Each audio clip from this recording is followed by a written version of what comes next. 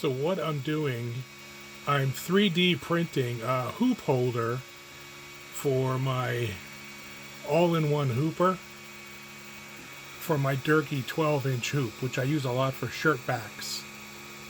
I've got a piece of wood that I've been using for it, but I'm going to try to print one on 3D to my 3D printer to make it actually look better. This is the one that I had done with wood, and the way it fits is it has to come over this way. I'd like to have the notches here so that the hoop can actually fit the other way, the way I had it sitting, so that these would drop down in. That would help ensure that it's lined up straight going across. So it's just now laying out the outline, and it's laying down the layers, and we'll see what happens.